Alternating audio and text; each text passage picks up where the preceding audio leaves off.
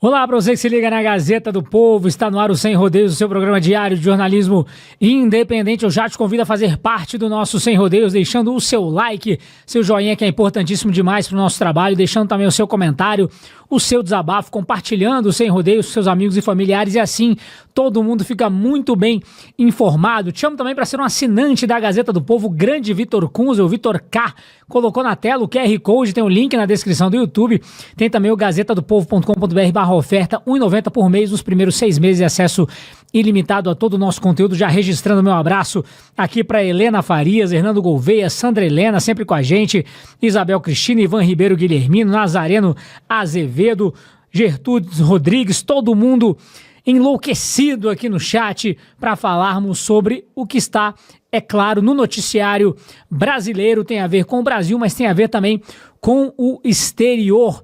Meus amigos, quero começar falando já com os nossos comentaristas. Temos aqui o grande querido Deltan Dallagnol e o grande querido Jorge Serrão, mas antes eu vou colocar na tela uma matéria importantíssima aqui que o Vitor Kunze colocou. Gilmar Mendes defende legado contra a Lava Jato e diz não se arrepender de nada. Gilmar Mendes, que aliás, sempre que vem a Curitiba diz algum absurdo e quando não vem fala mal de Curitiba, se especializou nisso. Eu vou começar, já que o assunto é Gilmar Mendes e Lava Jato, com o Deltan Dallagnol, que aliás estou com saudades, acompanho o Deltan no Última Análise, não acompanho o Marcília, viu, Marcília? Não olho para você, só para o Deltan. Deltan, meu amigo, trazendo um pouco dessa matéria aí veiculada pela Gazeta do Povo, uma das coisas que o Gilmar Mendes diz aqui, que ele foi a primeira voz relevante que apontou que o rei estava nu e foi voto decisivo na suspeição do Sérgio Moro. E aí eu resgato uma outra fala aqui em dezembro de 2024, onde ele disse, Gilmar Mendes disse, que o comando da Lava Jato foi deixado nas mãos de pessoas microcéfalas e com cérebro de minhoca. Meu amigo Deltan, responda isso, por favor. Uma boa tarde para você. Grande boa tarde para você, Guilherme. Olha só, me encho de emoção de estar aqui com você mais uma vez e que você só tem olhos para mim e não para o Marcília, com quem eu divido o telão aí. Uma alegria imensa. Bom demais ter você aqui no programa com a gente. Alegria estar aqui com o Serrão, Júlia Luci, todo mundo que acompanha o canal, que mais trabalha junto com a gente, difundindo boa informação, informação de qualidade, uma visão cristã, de direita, conservadora. Então não deixa aí de já colocar o seu dedinho aí no joinha para que a voz, a nossa indignação contra os absurdos que acontecem no Brasil chegue mais longe. E eu até achei, viu, Guilherme, que você ia falar assim, olha, quando o Gilmar Mendes vem para Curitiba, ele fala absurdos. Quando ele não vem para Curitiba, ele também fala absurdos, porque toda hora ele está falando absurdos. E dessa vez, Gilmar Mendes delira em entrevista e diz que o STF é contra a censura. Gente, o ministro Gilmar Mendes, ele só pode estar surtado, delirando, coringando. Eu vou te mostrar agora quais foram as 5 falas mais absurdas, mais insanas, mais indignantes e mais revoltantes que foram ditas pelo ministro em uma entrevista recente que ele deu ao Estadão, deixando para o final a mais enlouquecedora de todas. Então eu vou colocar aí uma cereja no bolo no final da nossa conversa. E ao final desse meu comentário, somos nós que vamos ter até que nos controlar para que a gente não coringue igual o Gilmar de tanta besteira que ele falou. Bora então direto aqui a primeira fala absurda de Gilmar Mendes. Gilmar Mendes disse que o seu principal legado é a destruição da Lava Jato. Gente, olha só o que ele disse. Vou ler umas aspas aqui para você. Ele disse: fui a primeira voz relevante que apontou que o rei estava nu. Eu fui o voto decisivo na suspeição de Sérgio Moro na segunda turma. Inacreditável. E aí, perguntado sobre se ele se arrepende de ter destruído a Lava Jato, ele citou Edith Piaf, que diz: non, je ne regrette rien. Não tenho do que me arrepender. Foram as palavras aí do Gilmar Mendes ditas ao Estadão. Então, vamos bater palmas, né? Palmas, ministro Gilmar, palmas, parabéns. É isso que você quer? Ó? Vamos deixar nossas palmas para ele. Palmas por ter acabado com a maior operação de combate à corrupção da história do Brasil. Por ter soltado Lula, por ter colocado Lula de novo na presidência e por ter garantido a impunidade dos grandes corruptos do Brasil que nos roubam há décadas. Palmas para você, viu? Aproveite as palmas que você tem hoje dos grandes corruptos, da imprensa militante, dos garantistas de ocasião, do crime organizado e dos grandes ladrões que sempre roubaram e enforcaram os brasileiros desde 1500. Você pode receber palmas agora, mas o que a história vai lhe reservar é um lugar de honra, mas no grupo que fez foi muito mal ao Brasil. E bora agora para a segunda frase. O Gilmar Mendes, ele disse também que parte da sociedade apoia a atuação do STF. Separei aqui para ler para vocês. Aspas. O STF tem simpatizantes, pessoas que reconhecem o papel do tribunal, mas eles são silenciosos. Já os nossos adversários são barulhentos. Olha só, hein? Haja silêncio dos apoiadores, hein, ministro Gilmar? Gente, aqui a loucura começa a aparecer e é daqui para baixo nessa entrevista aí. Vai ficando cada vez mais acentuada. Parte da sociedade apoia a atuação do STF. Bora para os números reais, para a pesquisa, para a base em evidência. A avaliação positiva do STF caiu ano após ano e despencou de 31% para 12%. 31% já era baixa, mas despencou para 12% em apenas 2 anos, segundo uma pesquisa do Poder Data do final de 2024. E de lá para cá, o apoio e a popularidade do STF já devem ter despencado ainda mais. Não é uma parte da sociedade que apoia o STF, não. É uma ínfima minoria, uma tiquinho de nada da sociedade que ou está cega para os abusos do STF ou não tem nenhuma informação, vai lá e responde qualquer coisa, que nem assim, cega, sabe aquelas escolhas cegas? É 1, é 2, é 3, é 1, é 2. A pessoa não vê nada e está votando. Ou então é gente que se beneficia do STF de alguma forma, que quer ficar bem com os ministros. É impressionante o nível de desilusão, de irrealismo que os ministros do STF, como o Gilmar, têm da sua própria popularidade e importância. Se o STF é tão querido assim, ministro Gilmar, eu tenho um convite para o senhor. Saia às ruas. Vem aqui a Curitiba, ministro Gilmar. Como disse o ministro Joaquim Barbosa, saia às ruas. Coloque a sua teoria à prova de que é muito popular e saia às ruas.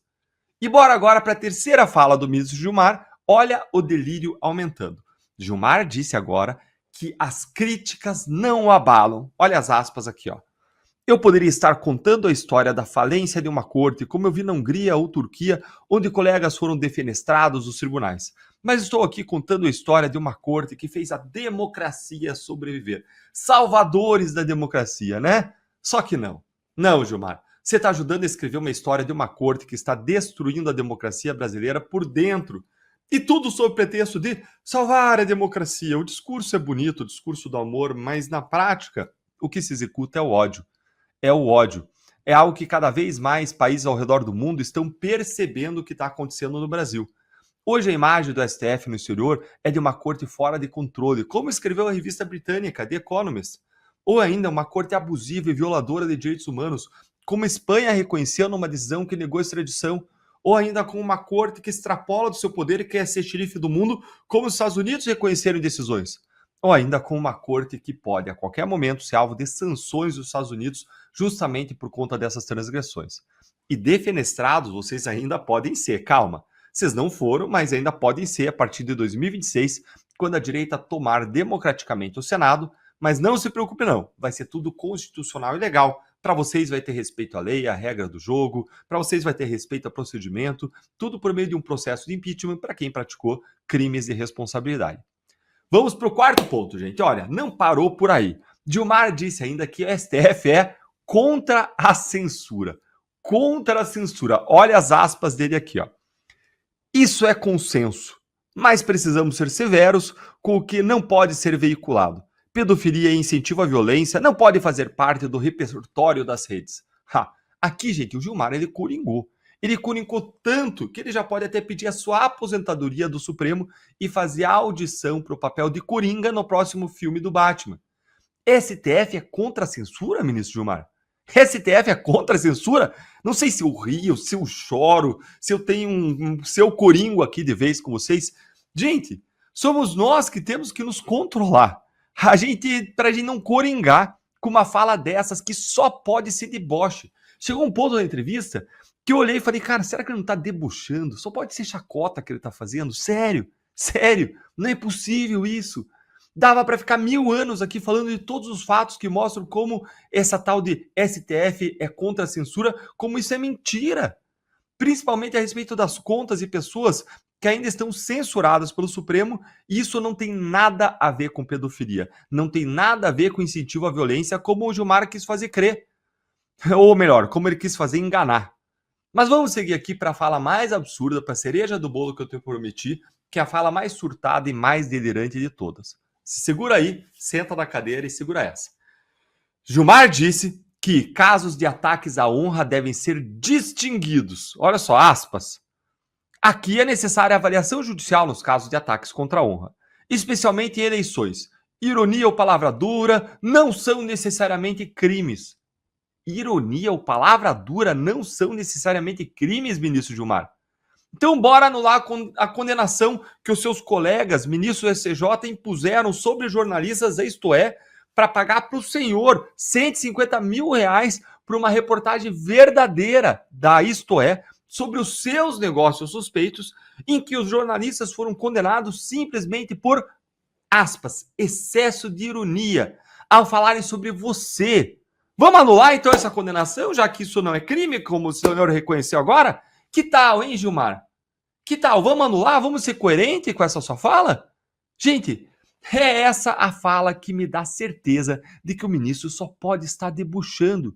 Ele dizia em uma entrevista ao Estadão que ironia não é crime, quando 2 semanas atrás ele conseguiu uma indenização de 150 mil reais contra jornalistas condenados por excesso de ironia.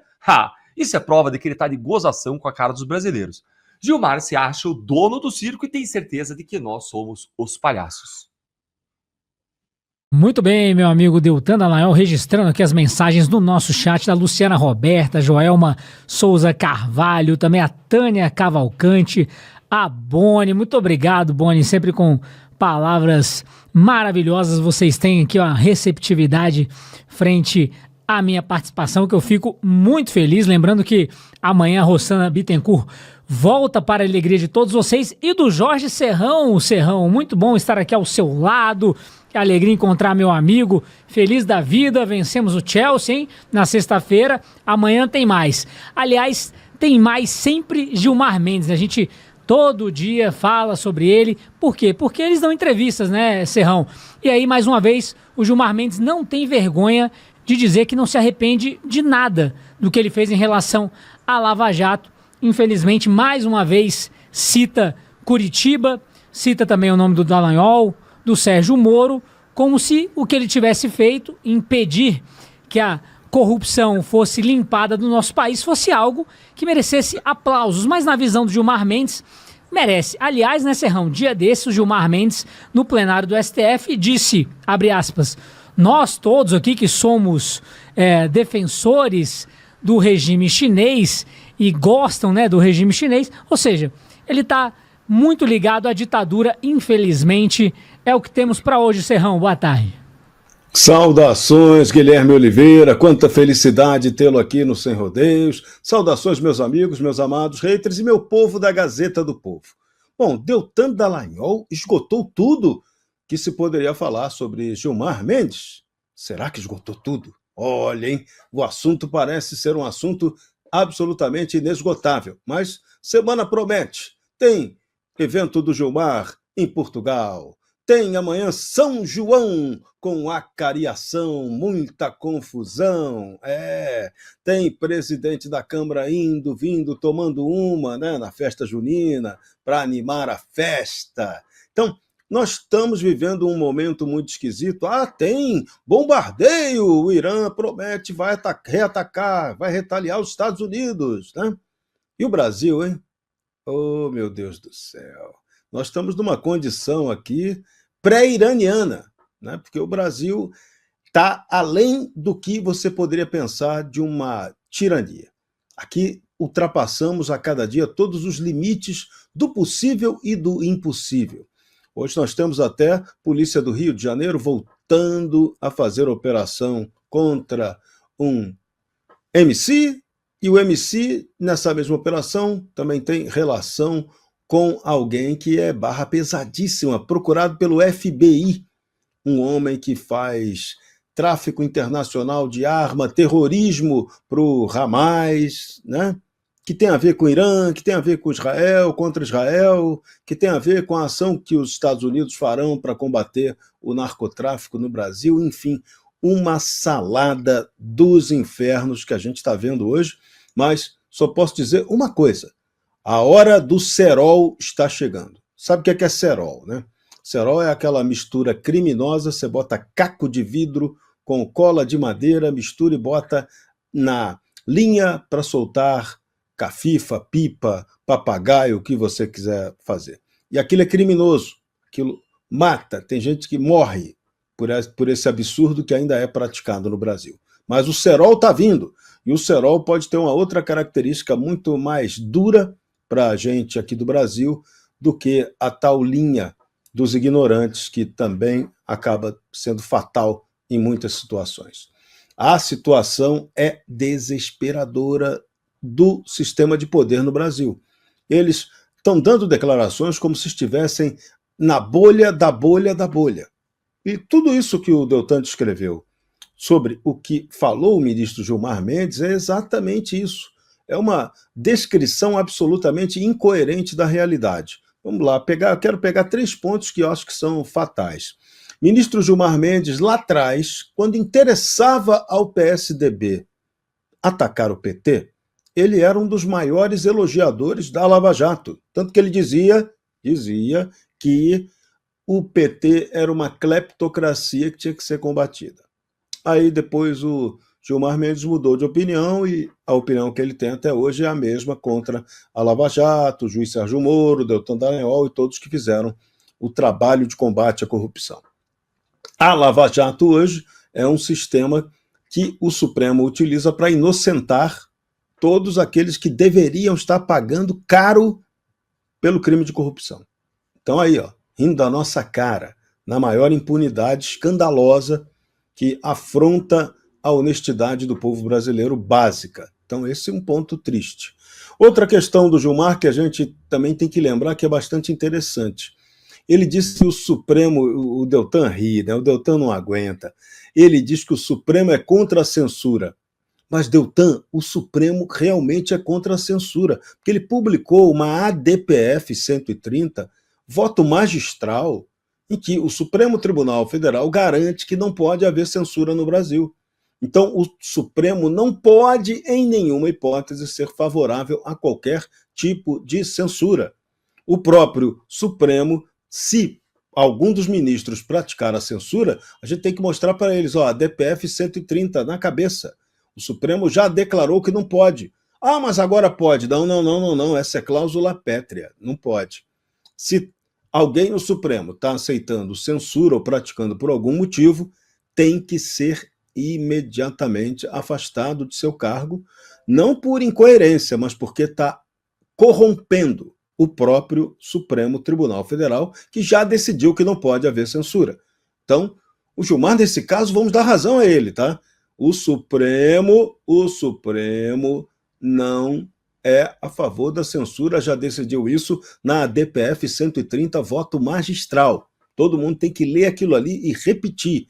Naquele voto fica claro, inclusive, que autoridades podem ser criticadas, que a ironia pode ser utilizada, de que vale tudo dentro da legalidade com legitimidade para criticar a administração pública, que tem que ser realmente avaliada o tempo todo, fiscalizada o tempo todo pelos cidadãos, pelos jornalistas, por quem quer que seja, sem que sofra punição, sem que sofra censura. Então, olha a gravidade das coisas. A incoerência está tomando conta absolutamente desse país. E o terceiro ponto do ministro Gilmar, que também assustou todo mundo, a admiração pelos chineses. Aí ficou uma dúvida, porque não foi esclarecido depois direito. Será que a admiração é pelo regime, a admiração é pela inteligência artificial que está atuando já lá em parceria com o Supremo Tribunal Federal? O que é necessariamente, realmente, de verdade, essa admiração? Ele deu a entender que muitos lá têm admiração pelo regime chinês. Caramba, o regime chinês é um regime comunista. Então quer dizer que hoje nós teríamos um Supremo alinhado ao comunismo? Pô, isso é só uma brincadeira, porque lá o presidente Lula indicou para lá alguém que era confessadamente admitindo publicamente que era comunista, que é o ministro Flávio Dino? Não pode ser.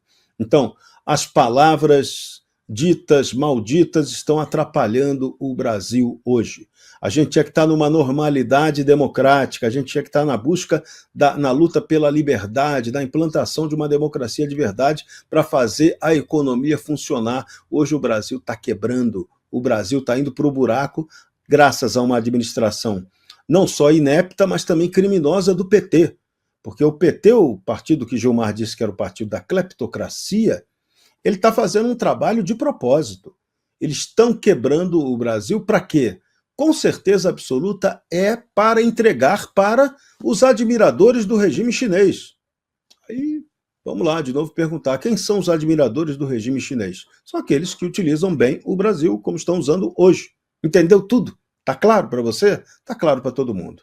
Então, a gente precisa agora parar de ouvir tanta bobagem, parar de deixar que pessoas falem tanta bobagem e precisamos retornar à normalidade institucional no país, ou isso aqui não vai acabar bem. Porque aqui os Estados Unidos farão um ataque sério ao narcoterrorismo no mundo. O mesmo Estados Unidos que detonou a instalação nuclear do Irã vai atacar o narconegócio. E na hora que ele fizer isso no Brasil, ele vai detonar a estrutura estatal brasileira, que é completamente parceira, criminosa desse narco-estado. Então, nós estamos muito perto de ver momentos dramáticos da cena política brasileira. Quem não estiver preparado para isso, é melhor mudar de país. De repente, vai lá para a China, ou então vai lá para o Irã, ou para a Venezuela, ou para Cuba que o pariu. Você que escolhe. Muito bem, meu amigo Jorge Serrão, já faço o convite ao Serrão. No final do programa eu quero uma explicação detalhada sobre essa boneca ao lado do Pichuleco aí. Quero que você pegue ela, mostre pra gente e diga quem é, registrando mensagens aqui do nosso chat. A Maria Augusta, tô aqui, Guilherme. Oi, Maria Augusta, tudo bem com você? Elísio Moreira, Jorge Coutinho, também o Luiz Guirelli, falando sobre o nosso programa, dando parabéns aos nossos comentaristas, Neuma Brandão também com a gente, Renato Campelo, todo mundo participando. Eu vou contar para vocês, quando eu falo em Gilmar Mendes, eu lembro sempre do Barroso dizendo que ele é uma pessoa horrível, uma mistura do mal com atraso e pitadas de psicopatia. Eu acho essa frase sensacional desse falecido Barroso aí, que de vez em quando dizia alguma coisa que preste, geralmente falando mal dos outros ministros. Vamos falar com Júlia Luci. Muito prazer, Júlia, revê-la, uma alegria imensa estar aqui. Já fiz questão de elogiar a presença do Serrão, do Deltan, elogiar a sua também, é claro. Júlia, mais uma vez temos que sobreviver às falas do Gilmar Mendes, mais uma vez ele deixando claro que por ele, pelos outros ministros, a Lava Jato nem teria existido. De repente, né? Mais que de repente eles mudam de opinião, de repente chega uma matéria envolvendo o amigo do meu pai, chega qualquer coisa desse tipo, eles mudam completamente a narrativa, afinal eles estão ali para isso na visão dos próprios ministros. Júlia, boa tarde. Boa tarde, querido Guilherme, sempre bom te ver por aí, cumprimentar o nosso querido Deltan, querido Serrão e a nossa audiência, sempre fiel, sempre parceira também, esse programa que traz informações e análises que a gente não encontra em nenhum outro lugar, né? Por isso que é importante a gente sempre pedir para que os nossos espectadores compartilhem o link do programa. Bom, Deltan, Serrão comentaram a contradição das falas do ministro Gilmar Mendes, mas o ministro, nesse final de semana, fez uma fala que eu acho que nenhum dos meus colegas comentaram aqui ainda, que foi sobre a parada gay que aconteceu em São Paulo. Então, foi neste domingo, a parada gay em São Paulo, e o ministro disse, né, que o Supremo apoia movimentos como esse, inclusive teve participação definitiva na construção de alguns direitos da comunidade LGBT. Eu vou reduzir aqui a sigla, porque eu confesso que eu nem sei a sigla inteira, mas da comunidade LGBT brasileira. Destacou, por exemplo, o reconhecimento da união civil homoafetiva, assim como também o direito de doação de sangue de pessoas gays no Brasil, né? Porque antes não podia haver a doação de sangue. E aí, a gente precisa pensar em que ponto em que a gente passou a normalizar manifestações políticas vindas de ministros do Supremo. Porque a gente precisa sempre compreender o papel institucional das diferentes personagens dentro de uma república.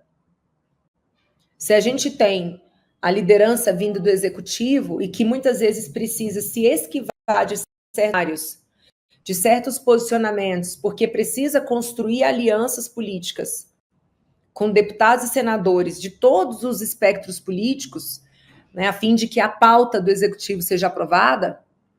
Por outro lado, nós temos deputados e senadores que defendem bandeiras específicas e dialogam com partes específicas da sociedade que decidem escolher essas pessoas como representantes dessa linha de pensamento. Portanto, o deputado e senador foi eleito para falar. Por outro lado, o ministro do Supremo não deve, jamais, não deveria utilizar os diversos meios como redes sociais ou então ambientes de eventos, palestras, para externalizar o apoio a certos movimentos. Quando a gente fala movimento LGBT, a gente fala também de um movimento político que buscou, dentro da esfera judicial, a implementação de alguma de suas pautas. E aí, por uma questão de justiça, sempre de apreço à verdade, a gente precisa destacar, não é todo movimento LGBT, não é todo homossexual no Brasil que dá apoio ao que o PT faz, ao que o PSOL faz. Não são todos eles que são eleitores Lula, por exemplo, assim como também não são eles que concordam com esse ativismo do Supremo Tribunal Federal no sentido de legislar, inovando o mundo jurídico. O que está errado. E diversos são os exemplos em que o Supremo ele traz para si um papel legislador, trazendo inovações. Né? Esses dois exemplos que o ministro citou, por exemplo, a gente vê a invasão da esfera de diversas instituições. Quem deve decidir, por exemplo, no Brasil, quem pode doar sangue é o Conselho Federal de Medicina. Porque o sangue é um tecido que é utilizado para ser dado a pessoas que precisam de sangue, né? É um material genético. E dentro desse material genético você tem tudo. Todo o histórico de doenças que nós temos está no sangue. O histórico da nossa alimentação está no sangue. Também. Então, se havia uma restrição de doação de sangue, essa restrição se deu única e exclusivamente por critérios da medicina. Como, por exemplo, o fato de que a comunidade LGBT ela é mais acometida por doenças sexualmente transmissíveis do que a comunidade. Isso é um dado, isso é um fato. Então, se havia restrição para a doação de sangue, era por disso. Mas tudo se politiza no Brasil, tudo se polemiza no Brasil, e tudo o que não se consegue hoje ser implementado, ser aprovado dentro do Congresso, ou então em outras instâncias deliberativas, como é o caso do CFM, leva-se para o Supremo. E aí o Supremo tomou essa decisão. O ministro Gilmar comemora. Será que isso deve ser comemorado? Será? Será que não há a exposição? Será que não há aumento do risco de contaminação? Se havia uma restrição, essa restrição não fora dada por uma questão de preconceito. É uma questão técnica. Assim como também houve restrição de realizar a sistolia fetal em fetos, em seres vivos, eu vou colocar dessa maneira, a partir da 22ª semana. Conselho Federal de Medicina diz que não pode fazer isso. A sistolia fetal, que é um método de assassinato, é um método de provocar a morte no bebê que está dentro da barriga da mãe. O Conselho Federal de Medicina havia dito que esse método só poderia vir a ser utilizado até a 22ª semana, porque o que a lei autoriza no Brasil é o aborto. E a partir da 22ª semana não é aborto mais, é infanticídio. Aí lá veio o Supremo e derrubou essa proibição feita pelo CFM. E hoje no Brasil, senhoras e senhores, está sendo realizada a sistolia fetal em crianças dentro do ventre da mãe com mais de 22 semanas. A disputa ideológica, ela está sendo levada a níveis tão absurdos que a gente vê a decisão de colocar a comunidade em risco e de colocar o corpo de crianças inocentes à disposição de um projeto político de poder, que infelizmente conta com a participação reiterada do Supremo Tribunal Federal. A União também, a União Civil Homoafetiva, o Congresso não decidiu que a União Civil Homoafetiva deve ter o mesmo status que a união entre um homem e uma mulher. Que a Constituição traz uma proteção para a união entre um homem e uma mulher, porque dessa união nascem bebês. Então, a Constituição protege essa criança que advém dessa união. Não advirá crianças da união gay. Então, a proteção que o Congresso deu para um não necessariamente deve ser conferida a outro. Inclusive, essa suposta proteção é interpretada também por muitos gays como uma restrição da liberacionamento. Como tudo o que não é profundamente discutido, que é colocado a fórceps na sociedade, traz uma série de consequências não previstas e piores do que a omissão do Congresso. Então, infelizmente, nós observamos diversas falas emanadas de ministros do Supremo jactando-se, olha, nós estamos aqui porque fazemos muito pelo Brasil.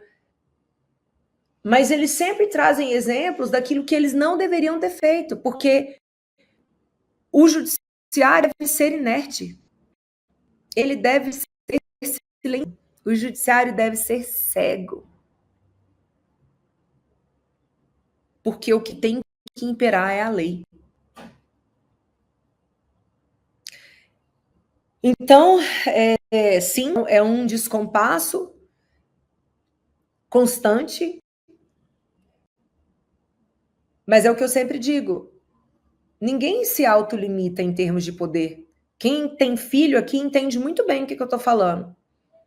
Por acaso, alguma vez a gente viu o nosso filho, a nossa filha, decidir não utilizar espaço, não exercer poder, não exercer liberdade? Não.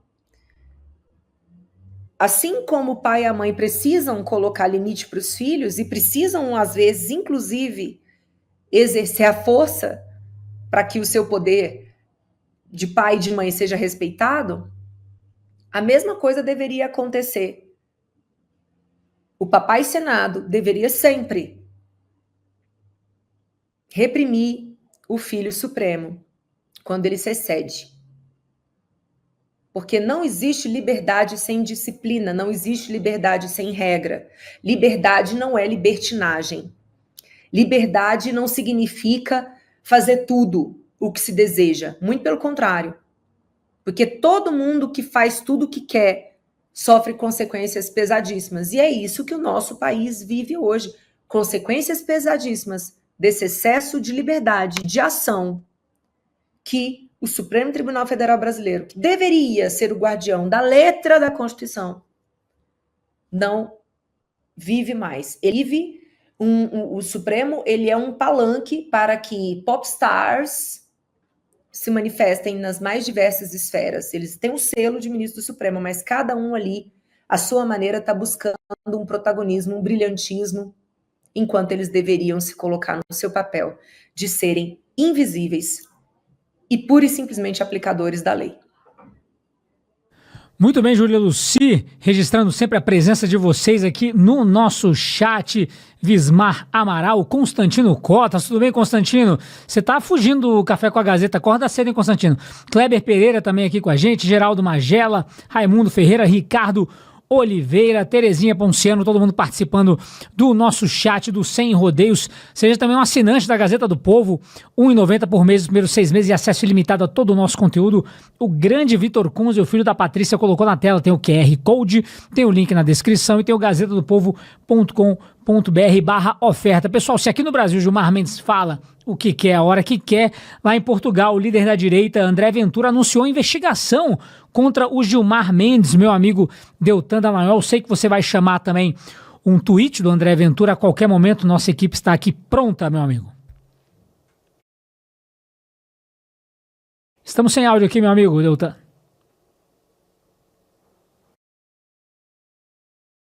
Ainda sem áudio, já vamos restabelecer contato com o Deltan Dallagnol. Vou passar para o Jorge Serrão, então. Serrão, Gilmar Mendes está cheio de confusão aqui no Brasil. A gente tem que lembrar também a relação que o Gilmar tem com a Confederação Brasileira de Futebol, tem os institutos aí de direito que ele sai dando aulinha, enfim. Mas lá em Portugal, o líder da direita anunciou essa investigação, coisa séria contra o Gilmar, né, Serrão? Pois é, né? Falando demais vai gerando problemas internacionais para ele, ministro Gilmar Mendes. É isso. É esse o grave problema brasileiro hoje. Nós temos uma Suprema Corte cujos membros estão extrapolando o seu papel de exercer a figura judiciária. Essa deveria ser a missão deles. O judiciário existe para fazer justiça, não para fazer declarações políticas, muito menos para fazer política, ou para ter interferência direta ou indireta em mecanismos da vida institucional, da vida pública ou da vida cultural e esportiva brasileira. E hoje a gente vê exatamente o contrário. O Supremo é supremo em tudo. E isso está maculando a imagem do Supremo Tribunal Federal. Está gerando um desgaste que não poderia estar acontecendo para o próprio Supremo Tribunal Federal. Por isso, o nosso dever hoje é lutar para que o Supremo Tribunal Federal volte a ser o Supremo respeitado, como sempre foi ao longo da história do Brasil. Isso que está acontecendo hoje não pode acontecer. Isso tem que ser revertido. Agora, isso será revertido como? Através de um processo político sério. O primeiro passo é a anistia. Se o Congresso Nacional Brasileiro não aprovar a anistia para dizer, olha, é hora da gente dar um basta nessa guerra política, em que o judiciário também está interferindo e se metendo, o Brasil não vai avançar. Então, esse é o ponto fundamental. Parar, dar um basta nisso. Porque as consequências externas estão vindo. Você tem processo contra o ministro Alexandre nos Estados Unidos.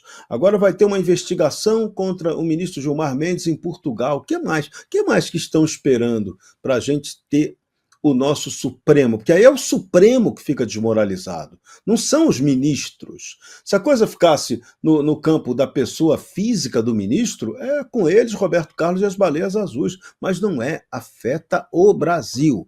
Afeta o Supremo Tribunal Federal, sim. E, por extensão, no fim das contas, afeta o povo brasileiro que paga o salário deles. Então, esse é o ponto. Não é que você seja contra, a favor, goste ou não goste de algum ministro pessoalmente ou não. Não, o problema não é esse.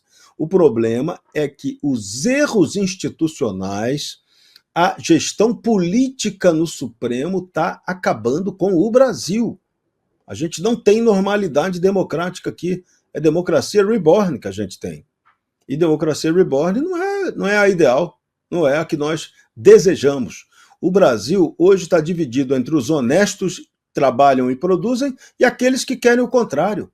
É isso. Ah, tem uma divisão ideológica. Não. A divisão não é ideológica. Para. A divisão é gente que é séria, gente que trabalha, gente que é honesta, gente que produz, gente que quer o bem do Brasil. Esse é o Brasil. E o resto é o resto. Só que o resto está se comportando como resto. está atrapalhando o Brasil. Então, é hora de parar de atrapalhar, porque o resto é minoria.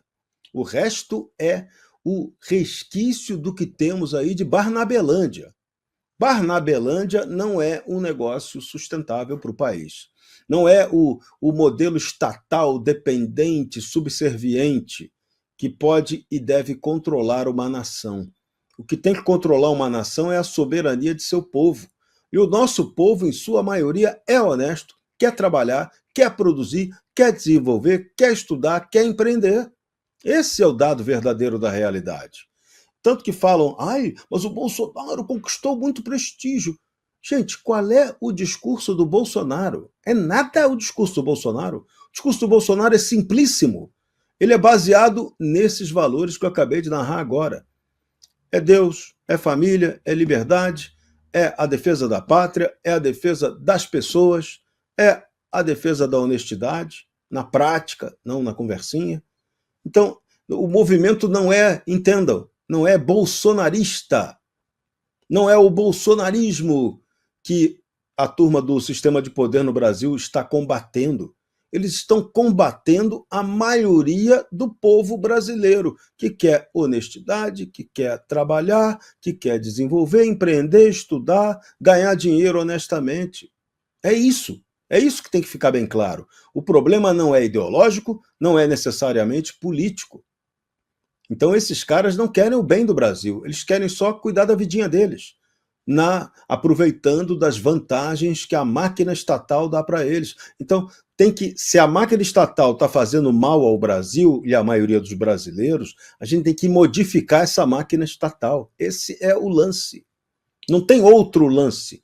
A questão não é personalizar. A culpa não é de ministro A, ministro B, de presidente A, presidente B. A culpa é dessa estrutura que é destruidora, uma máquina de moer brasileiro. Tem aí um genocídio tupiniquim acontecendo há várias décadas e ninguém dá bola direito para isso. Nenhuma guerra no mundo assassina tanta gente quanto o Brasil mata seus brasileiros aqui dentro e a gente não denuncia isso de maneira forte, dura. Isso aqui tem um genocídio tupiniquim há décadas acontecendo. A nova república, que sucedeu ao regime dos presidentes militares, ela é uma máquina de matar gente. Matou muito mais gente do que a ditadura militar, que é toda hora denunciado o tempo todo pela chamada esquerda brasileira. Isso tem que dar isso na cara da maioria das pessoas para poder entender isso. Não é possível que se trate isso, aceite isso com normalidade. Isso não é normal. É gente que morre o tempo todo, assassinada barbaramente. Tá? E o que o judiciário faz para proteger a gente? O que o Ministério Público faz para proteger a gente? O que os parlamentares estão fazendo para proteger a gente? São essas respostas que a gente precisa hoje. Cansou, está cansando isso aqui. Cansando muito isso aqui. Demais isso aqui. E a gente que fala isso, o que acontece com a gente? Punição, repressão. Você vai preso, você vai ser multado, você vai ser tirado do ar, você vai perder o seu emprego. É isso que eu escuto o tempo todo. Pô, encheu o saco. O meu já estourou há muito tempo. Eu não tenho paciência mais para aturar picareta, bandido, ladrão, assassino, vagabundo. Não tenho mais paciência. Não tenho. E eu garanto que, igual a mim, dezenas, centenas de milhares, até milhões de brasileiros não aguentam mais essa sacanagem da qual a gente é vítima o tempo todo. Então vamos mudar. Chega. Então, que venham investigações contra todos que precisam ser investigados, mas que nós, povo brasileiro, tomemos vergonha na cara para mudar isso aqui que está muito ruim, antes que você seja a próxima vítima da máquina de genocídio tupiniquim que está aí para acabar com você. Não está de brincadeira, não. Bem, meu amigo Jorge Serrão registrando mensagem aqui do Francisco Leite da Silva, boa tarde, lá de Campina Grande. Ô Francisco, ainda tem o Manuel da Carne de Sol aí, restaurante muito bom, hein? Merchan gratuito, caso tenha. Meu amigo Deltan Dallagnol, vamos ver se agora a sua voz chega aqui no nosso estúdio, meu amigo. Vamos ver se eu fui censurado ou se eu tô nativo aí. Você tá de volta, vamos falar sobre o André Ventura aí. Garoto, aí sim, bom demais, hein? Vamos lá, então. Olha só, ministro Gilmar Mendes vai ser investigado e o grito entalado na nossa garganta é: perdeu, mané, perdeu, mané. O ministro Gilmar Mendes vai ser investigado em Portugal. Eu vou mostrar para você agora duas coisas. Primeiro, qual foi o anúncio feito por um dos maiores líderes da direita portuguesa sobre uma nova investigação mirando agora o ministro Gilmar Mendes? E, em segundo lugar, como que essa investigação pode piorar ainda mais a situação do Supremo no exterior, ainda mais agora com o Gilmar Palusa se aproximando. Será que o Gilmar Palusa ele vai ter que mudar de endereço? Bora então direto agora para o primeiro ponto, com o anúncio de André Ventura, que é o presidente do Chega, que é simplesmente a maior força política da oposição lá no parlamento português. E alcançou, aliás, o segundo lugar nas últimas eleições, ficando à frente dos socialistas, com 60 assentos na Assembleia Legislativa de Portugal. O Chega, lá em Portugal, só ficou atrás do partido do próprio governo, que é o Aliança Democrática. E o que foi que o André Ventura disse, hein?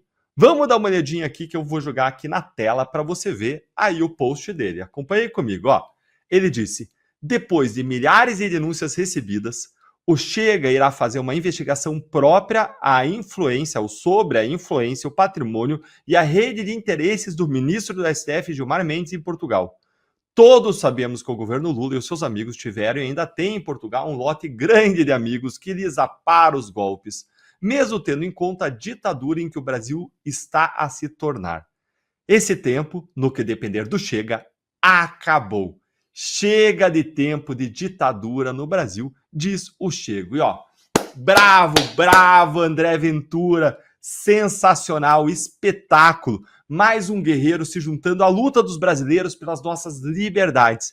E quem deve estar em absoluto desespero com essa notícia, o que corresponde à nossa alegria, é o ministro Gilmar Mendes, que notoriamente tem casa em Portugal, vive parte do ano por lá e organiza todos os anos a sua orgia jurídica, a sua farra jurídica, o tal de Fórum de Lisboa, mais conhecido popularmente como Gilmar Palusa. Se você ficou feliz com essa notícia, senta o dedo aí no like com força e pensa aqui comigo. Vocês conseguem imaginar a cabeça do ministro Gilmar Mendes nesse momento? Tentando pensar em saídas, em soluções, em como que ele vai resolver esse problemão que ele acabou de arrumar para ele? Aí ele pensa assim, já sei. Eu vou mandar o Alexandre de Moraes abrir um inquérito contra esse André Ventura. Só que aí o ministro se lembra que o André Ventura não é o político brasileiro e que ele não pode fazer nada contra ele. Consegue imaginar aí a mente do Gilmar nesse momento, atordoada, sem saber o que fazer depois da constatação de que ele não tem como intimidar o André Ventura? Aí o ministro pode pensar assim, não sei, viu? Eu vou ligar para o presidente Lula e mandar o governo botar pressão aí nesse rapaz. E aí o ministro Gilmar Mendes se dá conta de novo.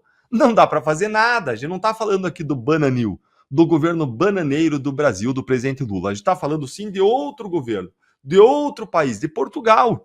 Isso deve estar deixando o Gilmar louco. E agora fica a pergunta, o Gilmar e o restante dos ministros do STF vão dizer que essa investigação do Chega contra ele é um ataque à soberania do Brasil? É um ataque à nossa democracia, às nossas instituições, hein? O que você acha? Vão colocar o Itamaraty, o governo do Lula, para resolver um problema que é pessoal do ministro? Vão lembrar que no começo do inquérito do fim do mundo, lá em 2019, o STF mandou pararem as investigações da Receita Federal contra os ministros do STF e as suas famílias no Brasil, o que foi um tremendo de um absurdo, totalmente ilegal. Mas o que fazer agora que a investigação vai correr em Portugal, hein? Agora bora comigo para o segundo ponto, para a gente entender como que isso piora ainda mais a situação do STF no exterior. Gente, é o seguinte, o STF já tem problema com os Estados Unidos, com as ameaças concretas de punições aos ministros, já tem problemas com a Espanha, que considera que o STF promove perseguições políticas a brasileiros como Oswaldo Eustáquio, e agora pode arrumar também um problemão com Portugal. Por que vocês acham que essa investigação do Chega sobre os negócios do Gilmar vai revelar, hein? Lembrando que o Gilmar Palusa, aquela orgia jurídica do Gilmar em Lisboa, não é nada mais, nada menos do que uma oportunidade descarada de juntar ministros do STF, políticos e empresários longe dos olhos do povo brasileiro, de qualquer fiscalização e transparência, para conversarem lá e fazerem acordos de bastidores que acontecem no escurinho, sem que ninguém veja. Tudo é claro, regado ao bom vinho do Porto e a um bom bacalhau.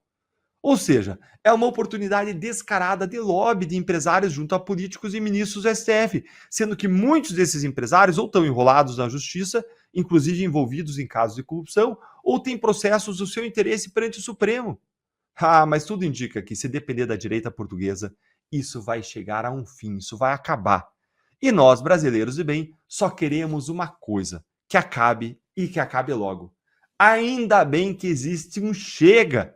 Chega de convescotes recheados de conflitos éticos e de interesses. Chega de abusos. Chega de ministros ininvestigáveis e intocáveis. Chega. Muito bem, meu querido Deltan Dallagnol, passando agora para Júlia Luci, lá em Portugal. Parece que a situação de Gilmar Mendes pode se complicar, né, Júlia? A gente tem vários motivos também para investigar o ministro do STF, não apenas o Gilmar, os outros também, mas fato é que a liderança em Portugal da direita chegou na frente aí, com o perdão do trocadilho. Bom, primeiro que eu quero me solidarizar à revolta do Serrão. Na fala dele eu me senti totalmente representada. É bastante incômodo, e para quem está nos acompanhando, saibam que para nós que somos comentaristas, para nós que trabalhamos com informação política e com análise,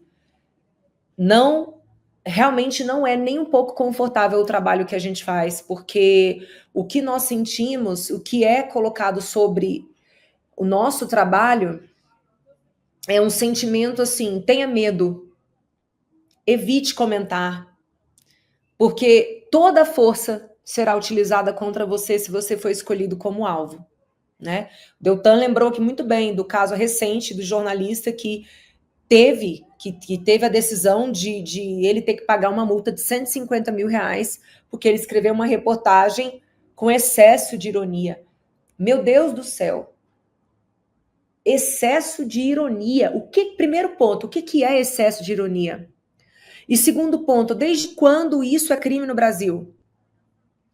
Assim como também uma outra jornalista teve que pagar uma multa, se eu não me engano, foi de 600 mil reais, porque divulgou o salário de uma magistrada. Detalhe, os salários de servidores públicos são dados públicos, portanto, disponibilizados em fontes abertas.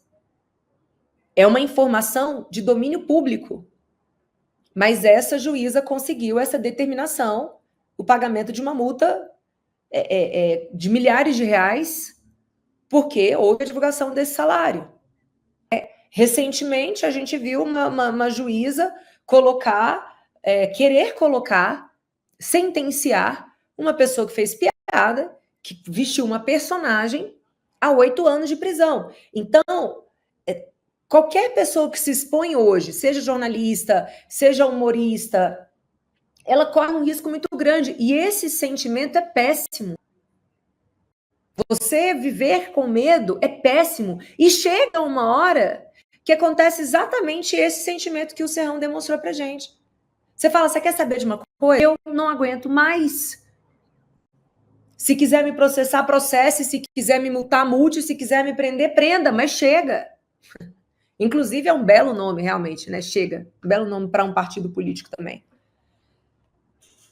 Então, esse sufocamento das opiniões, essa opressão, ela vai fazendo exatamente isso. É literalmente como uma panela de pressão. Você vai aumentando ali a temperatura da panela, vai aumentando, e chega uma hora que nem a panela de pressão consegue sustentar. Vai explodir. Veja o caso do Irã. A população oprimida desde 89. Chegou um momento que vai cair, não tem como não cair. Porque, inclusive, há a participação de outros países também. Então, a situação que o Brasil vive hoje, de desarranjo institucional, de desrespeito às instituições, de promiscuidade, né? Você tem empresas patrocinando eventos da corte que julga ações de interesse da empresa. É um nível de inaceitabilidade que deveria estarrecer a todos os brasileiros. Mas, infelizmente, nós sabemos que é uma parcela ainda diminuta da população que é capaz de compreender o problema dessa promiscuidade toda. Por isso, eu reforço, esse programa aqui, ele precisa ser conhecido por mais pessoas. Para quem está com a gente aqui no chat, se comprometa a compartilhar o link do programa com 3 amigos. Leve informação de qualidade, leve a verdade ao máximo de pessoas, porque quando no nosso país a gente tiver a maioria da população revoltada, como está Serrão, como está eu, imagino que Deltan também, Guilherme também, vai chegar um ponto que não sei, vai ser uma guerra civil, vai ser uma paralisação, não sei o que pode acontecer. Mas está na hora do Brasil tomar as rédeas, do povo brasileiro tomar a rédea do que está acontecendo. Então, sobre a participação de Portugal, sobre essa denúncia, eu tenho um sentimento duplo sobre isso. Se por um lado eu fico feliz que a gente passa a contar com novas instituições vindas de outros países para trazer um constrangimento para autoridades brasileiras, por outro, sinto que é uma constatação da incapacidade nossa, de brasileiros, internamente, de resolvermos os nossos problemas. Assim como a gente vê no caso da possibilidade de aplicação da Lei Magnitsky. É bom, esperamos que isso aconteça, com certeza. Mas aqui a gente tinha que ter condições. Aqui, o culhão tinha que estar aqui dentro do nosso país. Então é um sentimento duplo. Ajuda, mas é o sinônimo do nosso fracasso, de não conseguir ter um nível de revolta generalizado na nossa população, porque se o povo estivesse na rua já protestando, as mudanças já teriam acontecido. Eu realmente, gente, pensando nesse relacionamento com outros países, com outras repúblicas, eu confesso que eu começo a ficar preocupada com aquilo que pode acontecer no Brasil se realmente for confirmado que houve o envio de urânio enriquecido para o Irã. Que é uma suspeita que eu vejo, muita gente já está comentando sobre isso.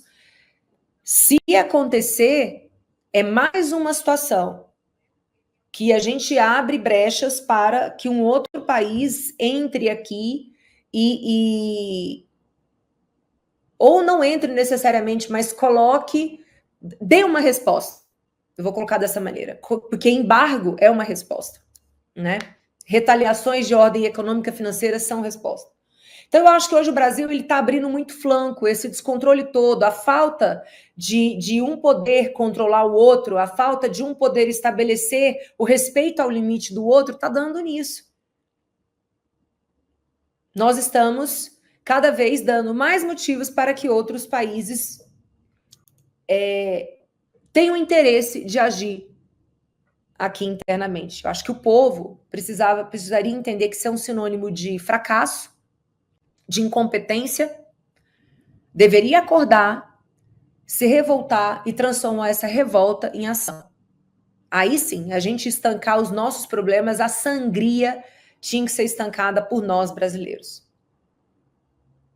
Muito bem, minha querida Júlia Luci, pedindo aqui para o Vitor Kunze colocar na tela uma matéria que saiu há pouco no nosso site da Gazeta do Povo. Irã lança ataque com mísseis contra bases dos Estados Unidos no Oriente Médio. Vou pedir para o nosso amigo Jorge Serrão comentar. Serrão, você que nos alertou há pouco também no grupo sobre essa notícia que está ali no destaque também do nosso site da Gazeta do Povo, a notícia urgente, Jorge Serrão. Pois é, a guerra está escalando e pode escalar numa velocidade que ninguém esperava. Estados Unidos reagiram pesadamente, fizeram aquele ataque surpresa no final de semana e agora o Irã, intransigente, volta para o posto de combate, não quer saber. Hoje, a diplomacia iraniana esteve na Rússia, que é a aliada dos iranianos, e partiu para o ataque direto aos Estados Unidos. Então, esse ataque, com certeza, tem o apoio velado de Rússia e da China.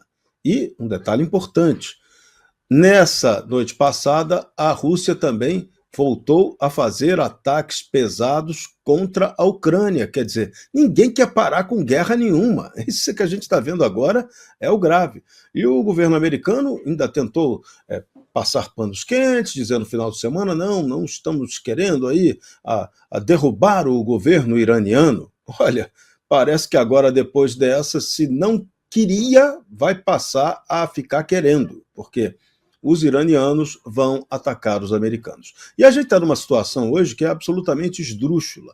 Então, aqui no Brasil, você prende o cara acusado de lavar dinheiro para o narconegócio Tupiniquim, que, na verdade, também está lavando dinheiro para a organização terrorista que ataca Israel. Olha o nível em que o Brasil está chegando. Esse mesmo grupo é o grupo que tem parceria com os nossos exterminadores de brasileiros daqui, ou porque botam o brasileiro para consumir, comprar droga, ou porque matam eles na banalização diária da violência. Esse é o jogo bruto que a gente está vendo aqui. Aqui tem uma guerra. Aqui no Brasil tem uma guerra todo dia e a gente não dá bola para essa guerra. A nossa guerra mata muito mais gente que a guerra da Ucrânia, que a guerra do Iraque, que a guerra de Israel, que a guerra do Irã. Muito mais gente. A nossa guerra mata muito mais gente e a gente não está se importando com isso. Só que agora as guerras têm inter-relações. Então aqui o narconegócio brasileiro está lavando dinheiro junto com a organização terrorista internacional. E Israel já denunciou isso, os americanos denunciaram isso, a polícia do Rio de Janeiro partiu para cima disso. Hoje houve ação policial para atacar isso. E nós vamos ter uma intensificação da guerra americana no combate ao narconegócio, que os Estados Unidos agora está abrindo frente. Ele tem que parar a guerra na Ucrânia, ele tem que parar agora a guerra no Irã, agora o Irã começa a atacar também os Estados Unidos, devem vir ações terroristas, com certeza, de retaliação, novos ataques a Israel, e o Brasil está entrando no meio dessa história, porque o governo brasileiro apoia quem? Apoia o lado errado da história, está apoiando Israel. Então vejam em que situação o Brasil está se colocando. O Brasil, que eu repito, está numa guerra muito mais grave há muito tempo, há décadas, do que todos esses países em que a gente vê no noticiário todo dia ser anunciada uma guerra. A nossa guerra, a gente não reclama dela. A gente é um povo que está se mostrando sem vergonha porque não se sensibiliza com a nossa própria desgraça. A gente trata a guerra do outro como algo de extrema gravidade. Um genocídio, uma greve, uma guerra que está matando gente. O lado canhoto ideológico, o genocida de Israel e o genocida do Brasil. Lula, quando é que você vai denunciar o genocida do Brasil? Quando é que você vai combater o genocida do Brasil? Você não combate. Você é um cara de pau. Você está sendo conivente com essa desgraça do povo brasileiro. Você ajuda a agravá-la. Então você não está resolvendo nada. Aí você fica falando de Israel, Lula. Você não tem moral para falar de coisa nenhuma. Então, o povo brasileiro, insisto, tem que acordar. Nós estamos preocupados com o problema do outro e não estamos cuidando do nosso. E isso é algo assustador. É isso aí, meu querido Jorge Serrão, sempre agradecendo a presença de todos aqui no nosso chat. E essa relação que a gente faz com essa notícia urgente da Gazeta é exatamente com o alinhamento que o Brasil tem tido em relação a esses conflitos, a todos os conflitos, na verdade, mas especialmente a esse, né, meu amigo Deltan? Eu sei que você tem alguns tweets para mostrar. Nós temos um vídeo aqui também, na hora que você quiser a gente coloca no ar. Bom demais, Guilherme. Pessoal, olha, finjam surpresa. Na briga entre Estados Unidos, Israel e do outro lado Irã, Lula se alinha com quem? Com quem? Com o Irã, com o maior patrocinador de terrorismo estatal do mundo. Eu vou te mostrar agora duas coisas. Primeiro, como que os líderes mundiais das maiores democracias do mundo, eles estão se manifestando em relação ao conflito entre Israel e Irã, começando pelo pronunciamento dos Estados Unidos, e depois eu vou te mostrar como que se manifestou Bananil, a República Bananeira Brasileira de Lula, o presidente em lua de mel com o Supremo Tribunal Federal. Bora então começar aqui com o pronunciamento do presidente americano, do Donald Trump, depois da operação militar que atacou as 3 bases nucleares do Irã. Dá play aí pra gente, produção, por favor, no vídeo. Isso, porque assim, não foi... Thank you very much.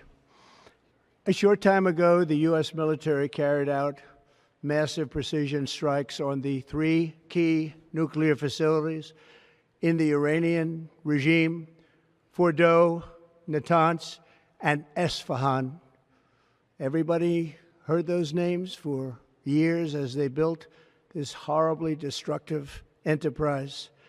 Our objective was the destruction of Iran's nuclear enrichment capacity and a stop to the nuclear threat posed by the world's #1 state sponsor of terror. Tonight, I can report to the world that the strikes were a spectacular military success. Iran's key nuclear enrichment facilities have been completely and totally obliterated. Iran, the bully of the Middle East, must now make peace. If they do not, future attacks will be far greater and a lot easier. For 40 years, Iran has been saying death to America, death to Israel. They have been killing our people, blowing off their arms, blowing off their legs with roadside bombs. That was their specialty. We lost over 1,000 people, and hundreds of thousands throughout the Middle East and around the world have died as a direct result of their hate. In particular, so many were killed by their general, Qasem Soleimani. I decided a long time ago that I would not let this happen. It will not continue. I want to thank and congratulate Prime Minister Bibi Netanyahu. We worked as a team like perhaps no team has ever worked before. And we've gone a long way to erasing this horrible threat to Israel. I want to thank the Israeli military for the wonderful job they've done. And most importantly, I want to congratulate the great American patriots who flew those magnificent machines tonight, and all of the United States military on an operation the likes of which the world has not seen in many, many decades. Hopefully, we will no longer need their services in this capacity. I hope that's so. I also want to congratulate the chairman of the Joint Chiefs of Staff, General Dan Raisen-Kane, spectacular general, and all of the brilliant military minds involved in this attack. With all of that being said, this cannot continue. There will be either peace or there will be tragedy for Iran far greater than we have witnessed over the last 8 days. Remember, there are many targets left. Tonight's was the most difficult of them all, by far, and perhaps the most lethal. But if peace does not come quickly, we will go after those other targets with precision, speed, and skill. Most of them can be taken out in a matter of minutes. There's no military in the world that could have done what we did tonight, not even close. There has never been a military that could do what took place just a little while ago. Tomorrow, General Kane, Secretary of Defense, Pete Hegseth will have a press conference at 8 a.m. at the Pentagon. And I want to just thank everybody, and in particular, God. I want to just say, we love you, God, and we love our great military. Protect them. God bless the Middle East. God bless Israel. And God bless America. Thank you very much. Thank you. Agora que a gente viu o Trump falar, bora ver como que se pronunciou o primeiro-ministro do Reino Unido, Keir Starmer, um político que é de esquerda progressista. Acompanha aqui, ó. Aqui, ó, o post dele em inglês e a tradução aqui embaixo, ó. O programa nuclear do Irã representa uma grave ameaça à segurança internacional. De esquerda, gente, alguém de esquerda progressista. O Irã jamais poderá desenvolver uma arma nuclear e os Estados Unidos tomaram medidas para mitigar essa ameaça. Ele apoiando, defendendo os Estados Unidos, o cara de esquerda progressista. A situação no Oriente Médio permanece volátil e a estabilidade na região é uma prioridade. Apelamos ao Irã para que retorne à mesa de negociações e alcance uma solução diplomática para pôr fim a esta crise. E o Emmanuel Macron, hein, gente? Aquele amigão do Lula, outro líder europeu progressista. Como que ele ficou nessa história? Como que ele se posicionou? Olha, ele relatou uma conversa que ele teve com o presidente do Irã. Dá uma olhadinha aqui, ó, primeiro de novo o tweet dele, e aí aqui embaixo a tradução. Olha aí. Também expressei ao presidente do Irã minha profunda preocupação com o programa nuclear do Irã. Aqui, mais uma vez, a minha posição é clara. O Irã jamais deve adquirir armas nucleares e cabe a ele fornecer garantias totais de que suas intenções são pacíficas. Estou convencido de que existe um caminho para acabar com a guerra e evitar perigos ainda maiores. Para conseguir isso, aceleraremos as negociações lideradas pela França e seus parceiros europeus com o Irã. E aí agora, gente, como que se manifestou será o presidente bananeiro do Brasil, hein? O Lula. Como será, gente? Vocês viram o Trump, é claro, e aí vocês viram a esquerda ali, o Macron e o premier aí da Grã-Bretanha. Agora, como que foi o Lula? Vamos dar uma olhadinha? Se segurem na cadeira porque é difícil de acreditar. O governo brasileiro expressa grave preocupação com a escalada militar no Oriente Médio e condena com veemência, nesse contexto, os ataques militares de Israel. E, mais recentemente, condena os ataques militares dos Estados Unidos contra instalações nucleares em violação da soberania do Irã e do direito internacional. Gente, isso aqui é surreal. Que alienação, que falta de noção de contexto e de realidade. Como sempre, Lula não consegue perder uma oportunidade de se alinhar às ditaduras do mundo. Até as democracias de esquerda, as democracias se alinharam com os Estados Unidos, com Israel, com ataques preventivos. Agora, é inacreditável isso que o Lula fez, gente. É surreal. Mesmo sendo contra a escalada de um conflito armado, você não precisa se posicionar contra os Estados Unidos e Israel. Veja o que eu mostrei para vocês, líderes democráticos, como do Reino Unido, da França, que compatibilizaram as ações dos Estados Unidos e Israel com a necessidade de diminuição das tensões na região.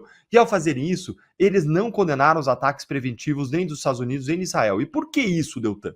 Por que eles não condenaram mesmo sendo de esquerda? Eles não condenaram simplesmente porque os ataques às instalações nucleares iranianas são justamente a forma mais eficiente e rápida de garantir a paz na região. Porque a alternativa é o Irã com armas nucleares.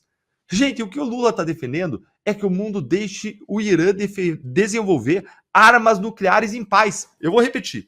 O que o Lula está defendendo com esse tweet, e vou mostrar para vocês de novo aqui, ó, vou colocar na tela, porque é surreal. O que o Lula está defendendo com esse tweet é que o mundo deixe o Irã desenvolver armas nucleares em paz. E isso é apoiar um desastre anunciado de escala global. Se o Irã tem armas nucleares, ele pode vaporizar Israel no dia seguinte. Lembrando aqui que o Irã é inimigo declarado de Israel, tem como objetivo a destruição total de Israel e sequer reconhece Israel como país, chamando Israel de entidade sionista. O Irã com armas nucleares pode compartilhar essa tecnologia mortal com grupos terroristas que o Irã patrocina, como o Hamas, o Hezbollah. Sem falar que outros países do Oriente Médio, que são adversários do Irã, como a Arábia Saudita, já falaram que se o Irã tiver armas nucleares, eles também precisam ter. O que significa a proliferação nuclear e a corrida armamentista justamente no Oriente Médio, a região mais sensível geopoliticamente do mundo. Por isso que ninguém está criticando os Estados Unidos e Israel, porque esses líderes de grandes potências, grandes democracias, sabem o que o ataque preventivo foi, sabe que ele foi um remédio amargo, mas necessário para evitar um mal maior. Mas Lula não, né? Lula entende que ele resolve tudo numa mesa de bar com os iranianos. E também tem outra questãozinha, né? Lula precisa apoiar os seus amigos ditadores e patrocinadores de terroristas. Que vergonha para o Brasil. Deltan, eu pedi também a opinião da nossa querida Júlia Luci. Esses conflitos acontecendo, Júlia, e a gente sabe muito bem o posicionamento do governo Lula, do Itamaraty, esse Itamaraty coordenado, comandado pelo Celso Amorim, que a gente sabe de quem é amigo também, né, Júlia? Nossa, dá muita vergonha, né, Guilherme? Dá muita vergonha. Meu Deus do céu. E aí, só para comentar, saiu a informação agora de que o Iêmen decidiu se aliar ao Irã na guerra. E coloca ao lado do Irã contra, portanto, Israel e Estados Unidos. O Iêmen é um país que, desde 2015, ele está envolvido em guerra e ele tem, consequentemente, uma situação econômica muito complicada. O PIB praticamente não cresce, a inflação é altíssima, a população basicamente está passando fome. E aí, nesse momento, a liderança do Iêmen se coloca ao lado do Irã para poder brigar contra os Estados Unidos. É de uma... Como é que eu não quero usar a palavra burrice, mas é um suicídio.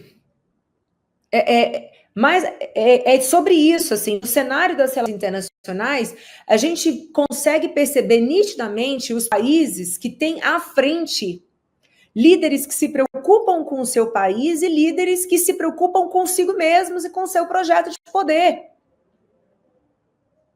Como colocar um país em frangalhos para disputar contra os Estados Unidos? Meu Deus do céu. Nem Rússia nem China conseguem bater de frente com os Estados Unidos.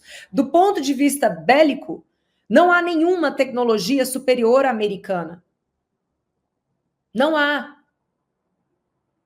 Então, se a liderança do Iêmen fez esse suicídio, o Brasil se colocar sempre ao lado de ditadores e de ditaduras que estão caminhando para sofrer repressão, represália e embargo, ainda mais embargo, porque o Irã já tem embargo há muito tempo, desde 89. Mas acentuar ainda mais é de uma burrice que não tem tamanho. Lula, pelo amor de Deus, ainda temos 1 ano e meio de tragédia de governo petista. A gente sabe que seu objetivo é perseguição, é retaliação, é vingança. Mas não faça isso com o nosso país, não coloque a gente nessa rota. Imagine se o canhão vira para a gente aqui. Gente, nós como país, nós não temos a menor condição de nos defendermos de qualquer ataque vindo dos Estados Unidos. Zero. É triste a gente falar isso. Somos o maior país da América Latina. Fazemos fronteiras com quase os países da América do Sul. Temos uma costa gigantesca a ser protegida. Temos uma área de fronteira em floresta enorme, que a gente já não dá conta de tomar conta. O tráfico que domina. O tráfico internacional domina. Quem cuida da Amazônia são as ONGs internacionais. Nós não damos conta do recado aqui. O que o senhor Lula quer criando confusão lá fora, gente? Eu quero chamar a atenção do Congresso. Essas falas do presidente Lula, a diplomacia brasileira, ela tem que parar.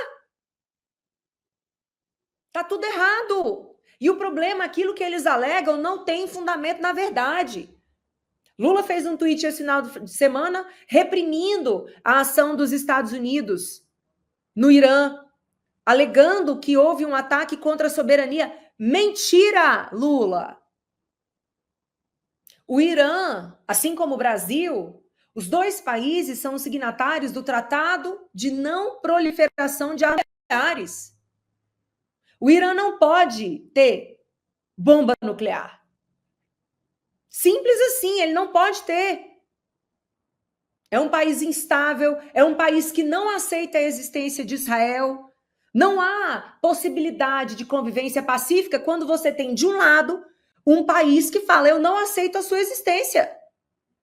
Como que você dialoga? É isso, gente, é sobre isso. É um risco que Israel não poderia cometer. E detalhe, se continuasse na velocidade que estava de desenvolvimento tecnológico e de enriquecimento de urânio, não seria impossível que conseguissem ter armas capazes de chegar nos Estados Unidos, sobretudo utilizando de territórios de países parceiros. Então é um risco para Israel, um risco para os Estados Unidos, é um risco para a Europa, para todo mundo, do mundo ocidental. Eles são radicais.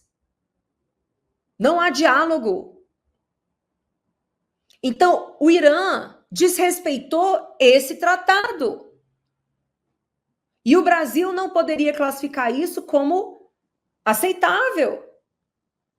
O tratado internacional celebrado, ele tem que ser cumprido.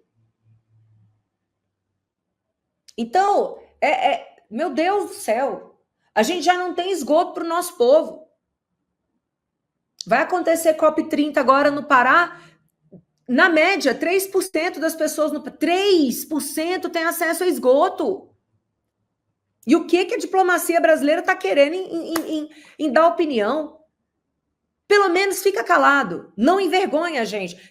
Teria que tomar um lado. O lado de defesa de valores da liberdade, porque a nossa Constituição traz esses valores.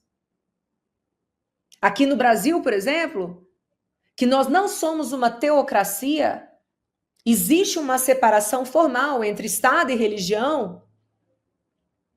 É absolutamente inaceitável, por exemplo, que uma mulher no Brasil saia à rua e venha a ser condenada ao apedrejamento porque ela saiu sem véu.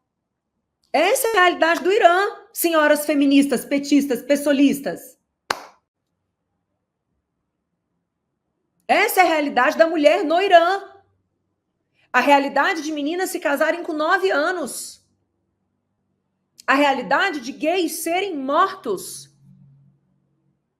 Então é muito óbvio que não tem como o Brasil estar alinhado a esse país, a essa ditadura. Vai contra valores constitucionais brasileiros. Só que a esquerda brasileira, gente, ela... Das duas, uma. Ou ela é realmente burra, de não ter acesso à verdade dos fatos, ou ela é desonesta intelectualmente, para ser bem sutil na minha palavra, no meu objetivo, no meu adjetivo.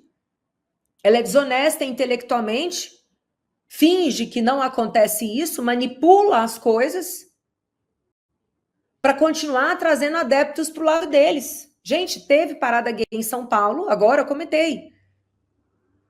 E os gays estão fazendo campanha de rompimento de relações internacionais Brasil e Israel. O único país do Oriente Médio que tem parada gay é Israel. O único. E na parada gay de São Paulo estavam querendo rompimento com Israel. Queridos espectadores, respondam para mim. É burrice ou é desonestidade intelectual? Quero saber a opinião de vocês. Muito bem, querida Júlia Luci, puxando agora pro Deltan Dallagnol, vocês aí na audiência respondam a Júlia que ela pediu, viu? Pediu com educação, respondam. Meus amigos, temos um print aí pro Deltan, né? Vitor Kunze, o famoso Vitor K, trama golpista, munição de ex-ministro de Bolsonaro no confronto com Freire Gomes. Meu amigo Deltan, tá contigo aí, explica pra gente. Ah, que bom, Guilherme, que você trouxe isso aí, porque você não podia deixar passar, porque é o tema da semana. Amanhã esse assunto vai bombar, vai explodir, vocês vão ver em todas as redes sociais. O julgamento da ação do golpe ele vai ter um dia decisivo nessa semana, com a acareação marcada entre os réus e as testemunhas. E o Anderson Torres ele tem uma arma secreta que ele vai usar sem pena e sem dó. Eu vou mostrar para você agora duas coisas. Primeiro, por que essa terça-feira é um dia extremamente decisivo no julgamento da ação do golpe no Supremo? E segundo, qual é essa arma secreta que o ex-ministro da Justiça, Anderson Torres, tem nas suas mãos e vai usar para provar a sua inocência? Bora lá então para o primeiro ponto. Nessa terça-feira, a partir das 10 horas da manhã, vai começar cedo aí de manhã, o julgamento da ação do golpe no Supremo vai ter um dia decisivo com um dos poucos pedidos das defesas que foi atendido pelo ministro Alexandre de Moraes. Vai acontecer uma acareação entre os réus e as testemunhas da ação do golpe. Mas o que é uma acareação? É acareação, cara, você vai ficar cara a cara. A acareação é um procedimento que é previsto na lei brasileira, que tem como objetivo apurar a verdade do que aconteceu em relação a um determinado fato, quando duas pessoas falaram coisas diferentes sobre o fato. Quando réus ou testemunhas dão versões diferentes a respeito do que aconteceu. Aí, na acareação, o que acontece é que essas pessoas vão ficar cara a cara, essas pessoas têm diferentes versões sobre os mesmos fatos, são colocadas frente a frente em um verdadeiro confronto para que elas relatem novamente a sua versão dos fatos e para se tentar chegar ali à verdade, por meio do confronto dessas pessoas com os pontos divergentes entre elas. Aquilo que elas falaram diferente nos depoimentos é colocado, é perguntado, é questionado, é confrontado. E quais que foram as duas acareações que o Moraes organizou para amanhã? A primeira vai acontecer entre o Mauro Cid, colaborador já infame pelas mentiras, múltiplas versões, vazamentos e demais problemas do seu acordo de delação premiada, e o general Braga Neto. E a segunda acareação vai ser entre o ex-ministro da Justiça do Bolsonaro, Anderson Torres, que também é réu, e o general Freire Gomes, que é uma testemunha. E o Freire Gomes, ele afirmou que o Anderson Torres teria participado de uma ou duas das reuniões do golpe, junto com os comandantes das Forças Armadas, em que o Anderson Torres, supostamente nessas reuniões aí, ele teria esclarecido a Bolsonaro sobre questões jurídicas das medidas que estavam em estudo. E aí é que, indo para o segundo ponto, a gente chega à arma secreta que o Anderson Torres tem e que ele vai usar com tudo nessa criação junto ao general Freire Gomes.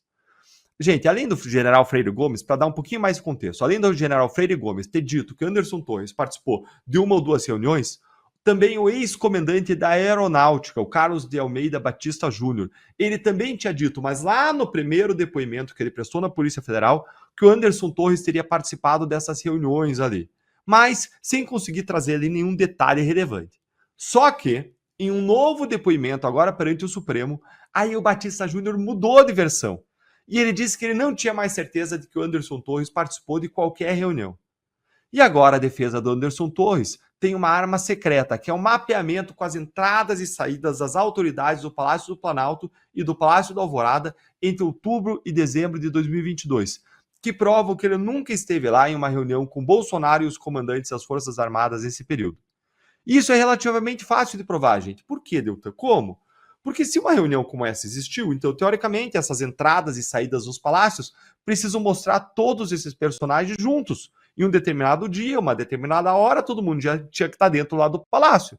Se isso não existe, se não coincidiu dessas pessoas estarem no mesmo dia, na mesma hora, no local ali, não é possível provar que a reunião existiu. E aí a dúvida favorece Torres, pelas regras do direito processual penal, pelo menos, né? Não as regras supremas, que essa só eles sabem estar na cabeça dos ministros, mas pelas regras do direito processual penal, das decisões consolidadas, a dúvida aí favorece o réu na hora do julgamento final. E aí, quando os generais apresentaram ali as dúvidas, quando eles são lacônicos sobre o papel do Anderson Torres, isso pode favorecer Anderson Torres, ainda mais depois desse confronto direto que ele quer estabelecer com o único que ainda está mantendo a versão de que o Anderson Torres participou de uma ou duas reuniões. Ou seja, esses registros de entradas, eles constituem aí uma espécie de bala de prata, ou ainda uma smoking gun, como dizem os americanos, que é uma prova aí bastante forte agora em favor do Anderson Torres. Vamos ver então, vamos assistir a cariação e vamos ver quem que vai levar a melhor. O que você acha que vai acontecer aí, hein? Me conta aí nos comentários, a gente quer sempre ouvir a sua opinião aqui. Muito bem, meu amigo Deltan Dallagnol, responda ao Deltan também, ele perguntou com muita educação, como sempre. Meus amigos, entregamos o que prometemos. Jorge Serrão, muito obrigado pela sua presença. Você já está com a boneca separada aí para me mostrar? Não, né? Posso mostrar para você sim. Tá aqui, ó. Essa boneca é uma boneca tradicional aqui de casa. Ela tem um nome horroroso. O nome dela é Demônia. É a boneca da minha filha, ela batizou a coisa horrível aqui de Demônia, só sobrou a cabeça dela. E eu falei, não, então eu vou pegar a Demônia para o meu cenário e ela vai passar a se chamar Democracia Reborn. E ela fica junto da minha caneca do Flamengo para mostrar que, né, só sobrou a cabeça dela, coitada. É isso. A Democracia Reborn está reduzida a uma boneca que fica do lado do Pichuleco.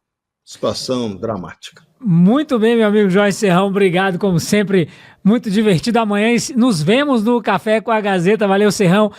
Meu amigo Deltan Dallagnol, obrigado, sempre ótimo revê-lo, uma ótima semana para você. Desculpa aí, tive que mostrar a boneca, eu prometi no começo do programa.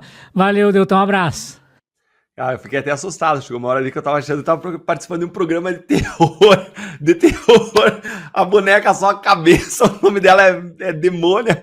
Eu fiquei lembrando daquela parte do filme do Toy Story, Guilherme, que os brinquedos aparecem pela metade ali, tem uma música macabra, isso que eu fiquei lembrando. Pessoal, muito bom estar aqui com todos vocês, que eu já vou seguir firme aqui lutando, e amanhã não percam, amanhã tem a cariação, certamente vai ser transmitida aí pela Gazeta do Povo, lá no meu canal, e uma série de canais à direita para a gente acompanhar e ir levando informação para você não só estar entendendo o que está acontecendo, mas para você se engajar na transformação que a gente precisa fazer no Brasil. Valeu, Deltan. Júlia Luci, muito obrigado, viu, Júlia? Agora pode pegar essa boneca aí do Serrão, colocar nessa bicicleta do Dantas aí, joga ela por Brasília, que vai sair deputado e senador correndo pra tudo que é lado. Obrigado, viu, Júlia? Nossa, gente, ô Serrão, não se trem perto de você não, credo que energia ruim, para com isso, não. Gente, vamos acompanhar as nossas redes sociais também, tá tendo atualização sobre a guerra o tempo inteiro, como diz aqui o Serrão, como disse Deltan, Guilherme, vamos usar para levar informação baseada na verdade para o máximo de Brasil, porque a gente não pode desistir desse país, tá bom? Muito obrigada e até sexta-feira. Muito obrigado, meus amigos. Amanhã tem Rossana Bittencourt na apresentação. E não percam, já esse link você vai ser redirecionado pro Entre Linhas com Mariana Braga, Frederico Junkert, a melhor dupla do mundo. Eles estão aqui. Estou atrasado, Guilherme, a culpa é sua, a culpa é minha. Mas eles são maravilhosos. Segue com Entre Linhas. Um abraço e até amanhã no Café com a Gazeta. Tchau.